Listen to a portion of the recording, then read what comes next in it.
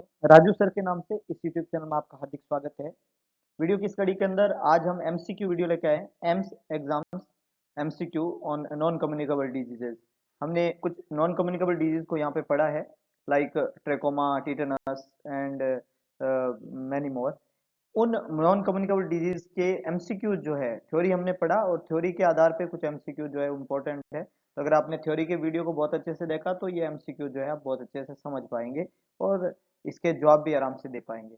तो देखते हैं अपन, रिपीटेड क्वेश्चन है, ये बहुत सारे एग्जाम्स में पूछे हुए हैं और बहुत इंपॉर्टेंट एमसीक्यूज है। सबसे पहले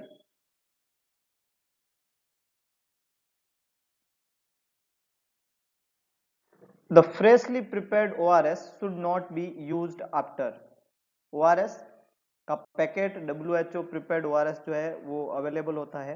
ओरल रिहाइड्रेशन साल्ट उसको हम बोलते हैं, और उसको 1 लीटर पानी में जब हम मिला देते हैं तो वो ओरल रिहाइड्रेशन सॉल्यूशन बन जाता है। WHO ने जो न्यू ओआरएस दिया उसमें sodium chloride 2.6, potassium chloride 1.5, sodium citrate 2.9 और ग्लूकोज 13.5, टोटल 20.5 ग्राम जो है वो ओआरएस का कंपोजिशन होता है। और उसकी कंसंट्रेशन जो बनती है उसमें सोडियम हमने पढ़ा 75 मिलीक्यूलेंट होता है, पोटेशियम 20 मिलीक्यूलेंट, क्लोराइड 65 मिलीक्यूलेंट, सिट्रेट 10 मिलीक्यूलेंट और ग्लूकोज 75 मिलीक्यूलेंट। 245 ऑस्मोलैलिटी बनती है ओआरएस की। उसको जब हमने प्रिपेयर किया तो उसको कितने टाइम के बाद तक कि मैं हम यूज नहीं कर सकते, मतलब एक लिमिटेड टाइम कितना है। तो काफी लोग बहुत अच्छे से क्वेश्चन को समझ पाए और जवाब भी आपने अच्छे से दे रहे हो। फर्स्ट ऑप्शन है 6 आवर्स, सेकेंड वन है 12 आवर्स, थर्ड वन है 18 आवर्स। तो मेरे हिसाब से ये तीनों ही जवाब गलत है, बिल्कुल वेरी गुड। तो क्या होना चाहिए, इट्स 24 आवर्स। तो 24 आवर्स के बाद में उसको यूज नहीं किया जाता है। ओआरएस जो है वो 20th सेंचुरी का है ना, ये ओआरएस का जो है उसको 24 आवर्स के बाद में यूज नहीं करते हैं। ओआरएस जो है वो 20th सेंचुरी का एक इम्पोर्टेंट डिस्कवरी माना जाता है ना, 20वीं सदी की एक इम्पोर्टेंट डिस्कवरी ओआरएस। और ये जो 20वीं सदी में ओआरएस को जो है बनाया गया था, इस ओआरएस की वजह से 90 to 95% जो केसेज होते हैं एक्यूट डायरिया के या कोलरा के, उनको हम ट्रीट कर सकते हैं, है ना। तो बहुत इंपॉर्टेंट सॉल्यूशन होता है ओआरएस। अगर ओआरएस से काम नहीं चलता है तो अगला हमारा सॉल्यूशन जो इंट्रावीनसली रहता है उसको रिंगर लैक्टेट कहते हैं, आरएल देते हैं हम। आरएल का दूसरा नाम हार्टमान सॉल्यूशन है। आरएल को और क्या कहते हैं, हार्टमान, हार्टमान, हार्टमान सॉल्यूशन, ये आरएस का दूसरा नाम है। ओआरएस जो है वो नहीं अगर काम कर रहा हो या जरूरत हो तो इंट्रावीनस फ्लूइड देते हैं, और इंट्रावीनस फ्लूइड जो है वो रिंगर लैक्टेट होता है डायरिया के अंदर। तो ये एक इम्पोर्टेंट एस्पेक्ट है। और इसके अलावा जो है नॉर्मल सलाइन भी वह काम में ले सकते हैं, लेकिन डायरिया के केसेज में प्रायोरिटी जो है आरएल को देते हैं then normal saline. Normal saline is a poorest solution in the case of diarrhoea और कोलरा। तो फर्स्ट प्रायोरिटी हमें ओआरएस की है, उसके बाद में रिंगर लैक्टेट और फिर नॉर्मल सलाइन वहां पे काम में लिया जाता है। 24 घंटे के बाद में प्रिपेयर्ड ओआरएस जो है उसको यूज नहीं करते हैं, वो नया ओआरएस जो है वो प्रिपेयर किया जाता है। नेक्स्ट क्वेश्चन है, which of the following is the drug of choice for chemoprophylaxis of cholera. Cholera के कीमोप्रोफाइलैक्सिस में कौन सा ड्रग जो है वहां पे काम में लिया जाता है।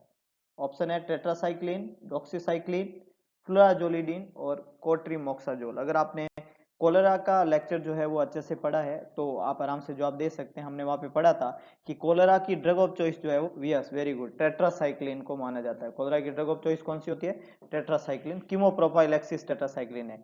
अगर आपको पूछे ट्रीटमेंट के पॉइंट ऑफ व्यू में एडल्ट में, तो यूज की जाती है डॉक्सीसिलिन, है ना। एडल्ट के अंदर, एडल्ट के अंदर कोलेरा के ट्रीटमेंट में कौन सी ड्रग काम में लेते हैं, तो डॉक्सीसाइक्लिन वहां पे जवाब रहता है। चिल्ड्रन के अंदर एजिथ्रोमाइसिन काम में लेते हैं। प्रेगनेंसी हो तो एजिथ्रोमाइसिन, जो यहाँ ऑप्शन में नहीं है। चिल्ड्रन और प्रेगनेंसी में हमने पढ़ा एजिथ्रोमाइसिन। और कीमोप्रोफाइलैक्सिस ड्रग ऑफ चॉइस कौन सी मानी जाती है, टेट्रासाइक्लिन। तो यहाँ पे जवाब क्या रहेगा, टेट्रासाइक्लिन। नेक्स्ट क्वेश्चन है, Ringer lactate true is. Ringer lactate के बारे में कौन सी बात जो है यहाँ पे सही मानी जाएगी, सही बात कौन सी है रिंगर लैक्टेट के बारे में। सबसे पहला ऑप्शन यहाँ पे है क्लोराइड 111, दूसरा ऑप्शन है सोडियम 45, पोटेशियम 5, और लैक्टेट 29। ये कंपोजिशन के बारे में पूछा है, रिंगर लैक्टेट का कंपोजिशन। तो रिंगर लैक्टेट के कंपोजिशन के अंदर कौन सी बात यहाँ पे सही है, ट्रू है, एक को छोड़ के, ये क्वेश्चन ने पूछा है। तो विच is the correct one?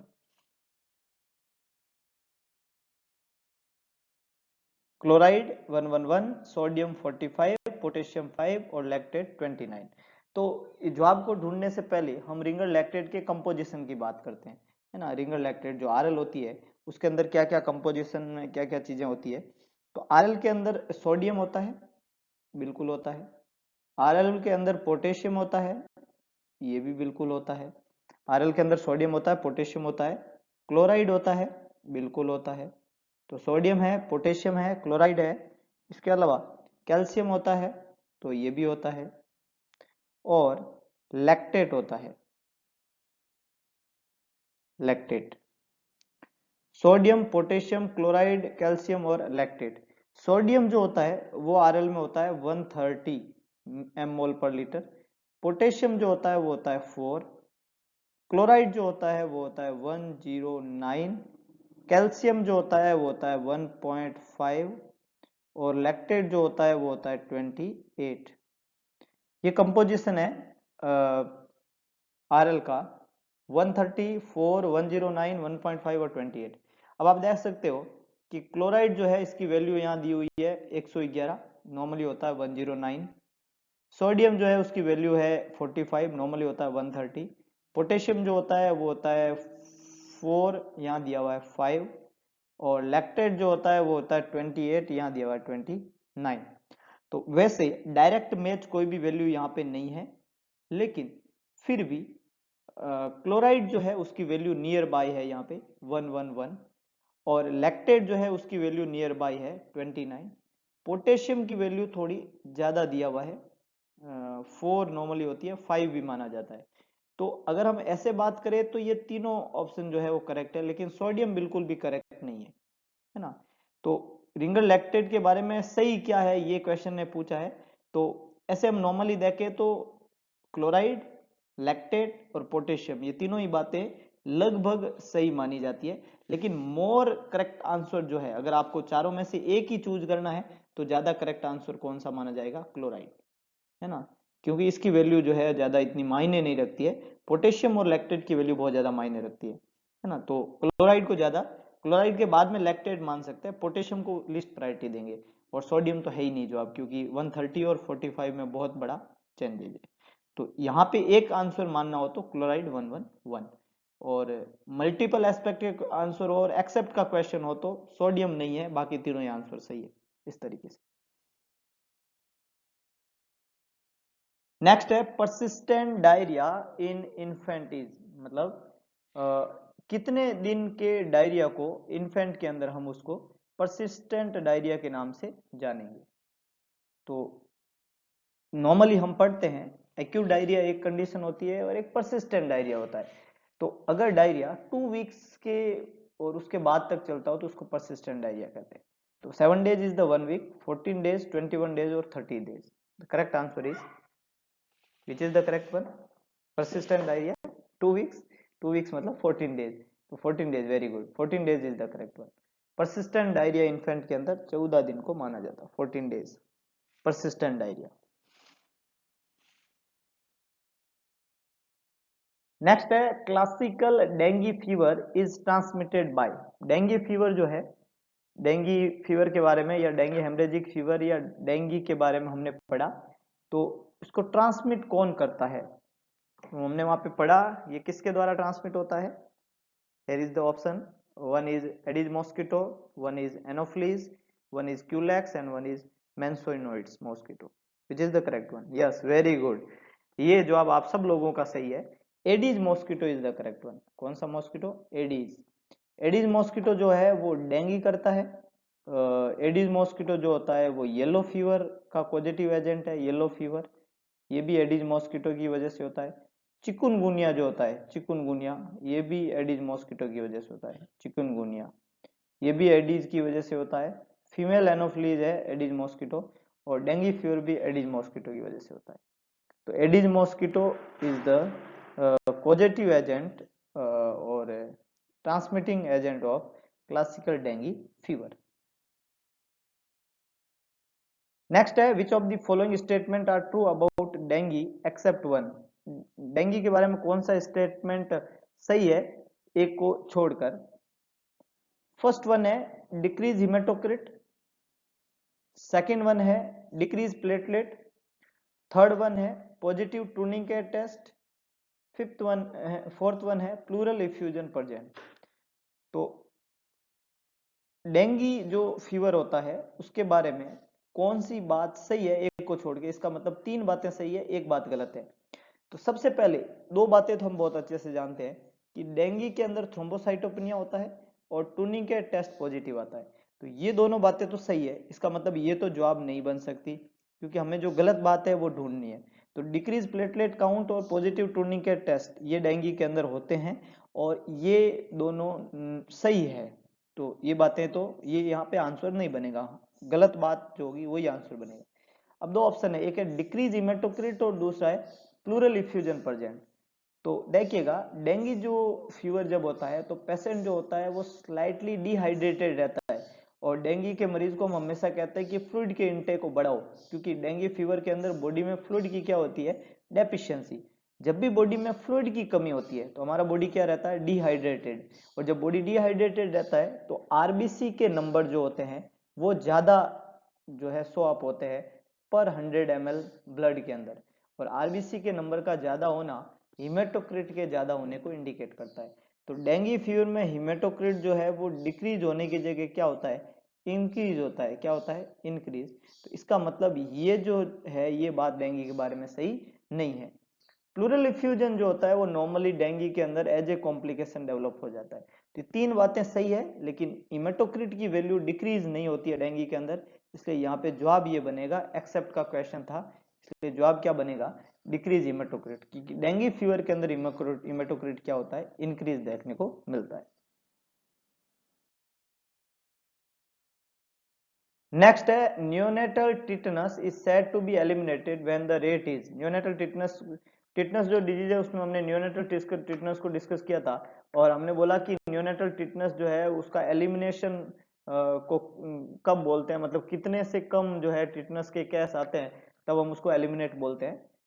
More than 10 पर 1000, मोर देन 1 पर 1000, लेस देन 1 पर 1000 और लेस देन 0.1 पर 1000। न्यूनेटल टिटनस को हम एलिमिनेट कब बोलेंगे, जब तब कि केस जो है वो कितने से कम देखने को वहां पे मिलेंगे या कितने से ज्यादा देखने को वहां पे मिलेंगे। विच इज द करेक्ट वन। अगर आपने उस वीडियो को बहुत अच्छे से देखा तो हमने वहां पे पढ़ा था कि 0.1 लेस देन 0.1 पर 1000 ml लाइव बर्थ जो है उसको हम एलिमिनेटेड न्यूनेटल टिटनस की कैटेगरी में रखते हैं। तो 0.1 पर लेस देन 0.1 पर 1000 लाइव बर्थ ये न्यूनेटल टिटनस के एलिमिनेशन का जो है पैरामीटर्स है। इंडिया के अंदर इसको जो है यूज किया जाता है न्यूनेटल टिटनस के एलिमिनेशन के तौर पे। कंट्रोल जो होता है वो लेस देन 1 पर 1000 लाइव बर्थ होता है ना, लेस देन 1 पर 1000 इसको हम कंट्रोल कहते हैं, एलिमिनेशन नहीं कह सकते। इसका मतलब अगर इतना है तो कंट्रोल है लेकिन वो एलिमिनेट नहीं हुआ है, न्यूनेटल टिटनस कंट्रोल है। और अगर मोर देन 1 पर 1000 है तो ये हाई रिस्क है। ये क्या है, ये किस कैटेगरी में रखा जाता है, न्यूनेटल टिटनस जो है वो किस रिस्क पे है, हाई रिस्क के ऊपर है। और मोर देन 10 तो बहुत ही ज्यादा केसेज है ना। तो यहाँ पे जो करेक्ट आंसर है वो है लेस देन 0.1 पर 1000 लाइव बर्थ। नेक्स्ट वन है a person had clean non penetrating wound 4 hours back. 4 घंटे पहले एकदम क्लीन वुंड बना जिसमें पेनिट्रेशन नहीं था। He had a complete course of toxoid tetanus toxoid 11 years ago। 11 साल पहले टीटी का कंप्लीट उसको जो है वो लग चुका है course. What treatment is recommended, आप क्या ट्रीटमेंट वहां पे रिकमेंडेड करेंगे। क्लीन नॉन पेनिट्रेटिंग वुंड है, 4 घंटे पहले हुआ था और टॉक्सोइड का कोर्स जो है वो 11 साल पहले कंप्लीट किया हुआ है, तो क्या ट्रीटमेंट रिकमेंडेशन होगा। नो टॉक्सोइड इज रिक्वायर्ड, अब कोई टॉक्सोइड की जरूरत नहीं है। टॉक्सोइड की एक डोज वहां पे देंगे, टॉक्सोइड के कंप्लीट कोर्स वहां पे दिया जाएगा, टॉक्सोइड का कंप्लीट कोर्स प्लस इम्यूनोग्लोबुलिन भी देने पड़ेंगे। देखिएगा टॉक्सोइड की जरूरत नहीं है, ये तो जवाब गलत है, क्योंकि नॉन पेनिट्रेटिंग वुंड भी अगर हुआ है, कोई भी वुंड हुआ है तो टिटनेस की नीड रहती है। कब? तब जब कि उसको टिटनेस जो है वो लंबे टाइम पहले लगा हुआ है, इसको 10 साल से ज्यादा टाइम हो गया है, तो ये तो बात हो गई गलत, है ना। अब जब किसी पेशेंट में टिटनेस का कंप्लीट कोर्स हो चुका है तो दोबारा से बूस्टर डोज की जरूरत होती है, कंप्लीट कोर्स की जरूरत नहीं होती है, इसलिए ये भी क्या हो गया गलत। तो ए और सी दोनों ही गलत है कि नीड नहीं है या कंप्लीट कोर्स की जरूरत है, ये भी गलत है। अब बात ये आती है कि सिर्फ टॉक्सोइड देंगे या टॉक्सोइड के साथ में इम्यूनोग्लोबुलिन भी देंगे। तो देखिएगा अगर पहले टिटनेस का वहां पे कंप्लीट कोर्स हो रखा है तो कभी भी इम्यूनोग्लोबुलिन की जरूरत नहीं होती है, सिर्फ बूस्टर डोज देते हैं जब कि वुंड जो है वो नॉन पेनिट्रेटिंग टाइप का है, इसलिए इम्यूनोग्लोबुलिन यहाँ पे जरूरत नहीं है। तो आंसर क्या बनेगा? टॉक्सोइड ही देना है और उसकी एक सिंगल डोज देनी है, इसको बूस्टर डोज के रूप में काम में लेते हैं और वो टिटनेस की इम्यूनिटी को वापस जो है वो जगाने का काम करेगा। तो यहाँ पे सिर्फ बूस्टर डोज हम काम में लेंगे, B is the correct one, toxoid की 1 डोज काम में लेना है। नेक्स्ट है which of the following is the drug of choice for chemoprophylaxis. ये क्वेश्चन हम पढ़ चुके हैं, कीमोप्रोपाइलैक्सिस ड्रग ऑफ चॉइस जो है वो कोलेरा का क्या रहता है, तो जवाब क्या है? टेट्रासाइक्लिन। कौन सी ड्रग ऑफ चॉइस है chemoprophylaxis for cholera? The answer is tetracycline. Chemoprophylaxis drug of choice for cholera is tetracycline.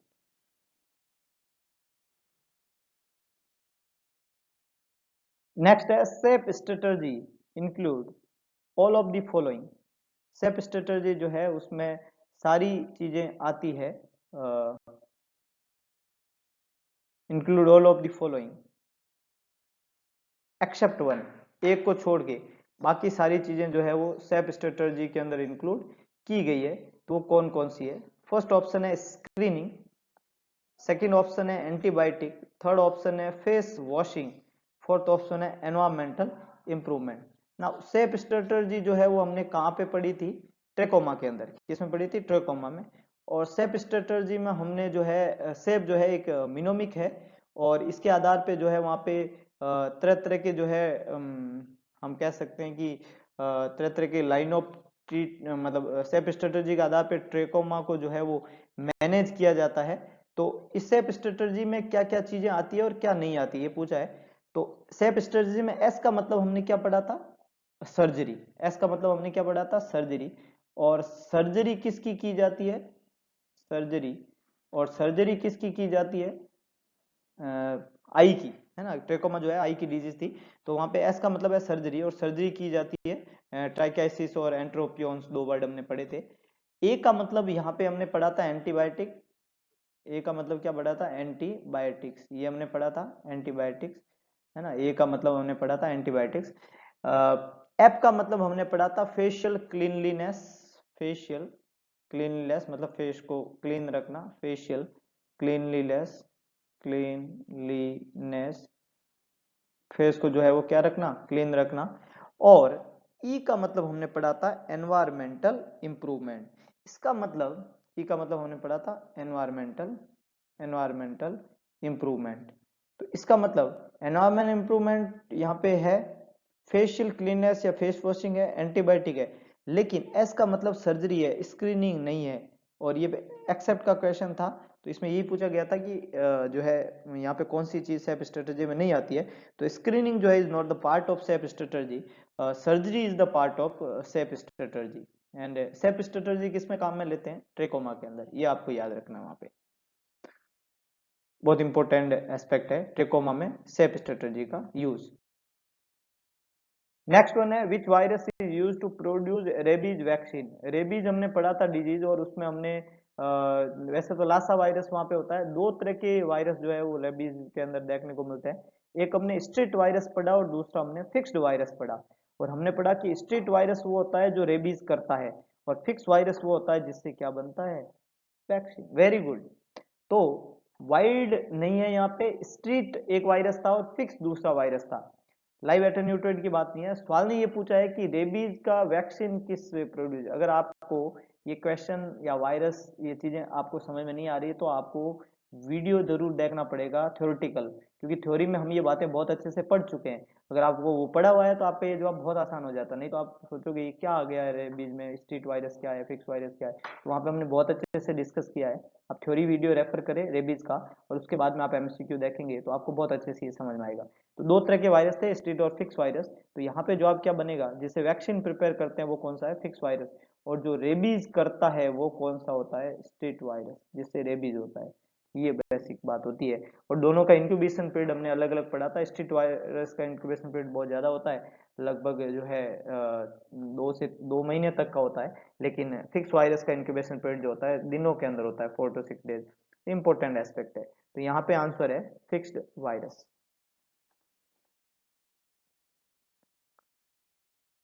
Next one है, bite of which of the following animal don't result in human rabies. हमने पढ़ा कि rabies होता किससे है, bite से। तो कौन से एनिमल के बाइट से रेबीज नहीं होगा, है ना। तो हमने दो चीजों के बारे में पढ़ा है जब हमने रेबीज पढ़ा, जिनके बाइट से जो है वो रेबीज नहीं होता है। पहला था रेट और दूसरा था ह्यूमन बीइंग। बाकी सबके बाइट से रेबीज होता है। तो पहला ऑप्शन यहाँ पे डॉग, इसके बाइट से रेबीज होता है, तो ये यहाँ पे जवाब नहीं बनेगा। दूसरा है माउस, रेट या माउस, चूहा एक ही बात है, माउस या रेट, जिससे नहीं होता है। हॉर्स के बाइट से होता है और कैट के बाइट से होता है। दो ही बात याद रखनी है आपको, रैट और ह्यूमन बीइंग के बाइट से रेबीज नहीं होता है। तो रैट बोलो या उसी को माउस बोल दिया यहाँ पे। तो जवाब क्या बनना चाहिए, माउस। इसके बाइट से रेबीज नहीं होता है, बाकी सबके बाइट से रेबीज होता है, इसलिए ये जवाब नहीं बनेगी। माउस के बाइट से रेबीज नहीं होता, ह्यूमन बीइंग के बाइट से रेबीज नहीं होता है। नेक्स्ट वन है, in the case of dog bite the biting animal should be observe for at least. Dog bite होने के बाद में हमने पढ़ा कि वुंड जो है उसकी केयर के अंदर चार बातें यूज करते हैं। पहली चीज तो ये होती है कि वुंड जो है उसको वॉश करना होता है सोप एंड वाटर से फॉर अबाउट 5 to 10 मिनट्स और 15 मिनट्स। उसको बहुत अच्छे से क्लीन वॉश करना होता है। दूसरा हमने पढ़ा कि सुचरिंग रिकमेंडेड नहीं है, लेकिन बहुत बड़ा वुंड है तो 48 आवर्स के बाद में सुचरिंग कर सकते हैं। और तीसरा हमने वहां पे पढ़ा था कि जो वुंड है, उस वुंड जो जगह है उस वुंड में सुचरिंग नहीं करना। और इसके अलावा हमने पढ़ा कि जो है उसको वुंड की लोकल साइट के ऊपर जो है एएसटी करके जो है वहाँ पे ड्रग्स काम में लेते हैं, टॉक्सोइड्स काम में लेते हैं, तो वो काम में लेने होते हैं। और लास्ट बात हमने पढ़ी थी कि जो एनिमल है उसको ऑब्जर्व करना होता है, और कितने दिन के लिए। तो ऑप्शन है 5 डेज, 10 डेज, 15 डेज और 21 days. Which is the correct one, good. कुछ लोग बिल्कुल सही जा रहे हैं। और हमने वहां पे पढ़ा था कि 10 डेज के लिए उसको क्या करें, ऑब्जर्व करें। अगर उसको रेबीज था तो वो उसका डेथ हो जाएगा वहां पे। ये इंपॉर्टेंट एस्पेक्ट था, 10 डेज के लिए ऑब्जर्व किया जाता है। नेक्स्ट वन है, patient present with dog bite in the palm fingers and oozing of the blood on the neck region belong to which class of exposure. कौन सी क्लास ऑफ एक्सपोजर से belong करता है ना। क्या कहा, डॉग बाइट हुआ है पाम के अंदर, फिंगर के अंदर, और उजिंग होती है ब्लड की। देखो तीन वहां पे क्लास बनाई गई है रेबीज में। अगर हमने पढ़ा कि वहां पे किसी तरह का निशान नहीं है तो क्लास 1 है, किसी भी तरह का निशान है लेकिन ब्लड नहीं आया तो वो क्लास 2 है, और किसी तरह का ब्लड अगर आ गया तो वो क्लास 3 में आ जाता है। तो यहाँ पे ब्लड आया है तो डेफिनेटली कौन सी क्लास होगी, क्लास 3। क्लास 1, क्लास 2, क्लास 3 और नन, तो ये क्लास 3 है। सिर्फ कोई निशान नहीं हुआ है तो क्लास 1, निशान हुआ है ब्लड नहीं आया तो क्लास 2, और ब्लड आ गया तो क्लास 3। यहाँ पे आंसर होगा class 3 is the correct one. तो ये नॉन कम्युनिकेबल डिजीज की कुछ एमसीक्यू जो है हमने यहाँ पे पढ़ी है। इसी तरह की मजेदार एमसीक्यू का आनंद उठाने के लिए जुड़े हुए रहिए मेरे यूट्यूब चैनल से। अगर आपको एमसीक्यू वीडियो पसंद आया तो वीडियो को लाइक करें, वीडियो को शेयर करें, और कमेंट बॉक्स में अपना सुझाव जरूर डालें।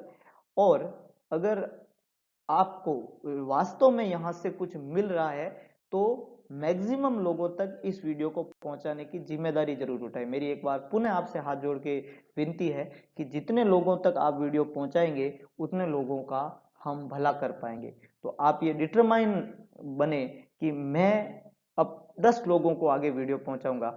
10 लोग, एक आदमी अगर 10 लोगों तक पहुंचाए तो कितने लोग जो है इस वीडियो को देख पाएंगे। और मैं समझता हूं कि ये जो कंटेंट है उसको पढ़ के कहीं ना कहीं एम्स लेवल के एग्जाम में आपको बहुत बड़ा फायदा, और उन सब लोगों को बहुत बड़ा फायदा होगा, और उन सब लोगों के मतलब दिल से आपको दुआ मिलेगी कि भाई हम तक आपने ये जो है वीडियो पहुंचाया, है ना। धन्यवाद।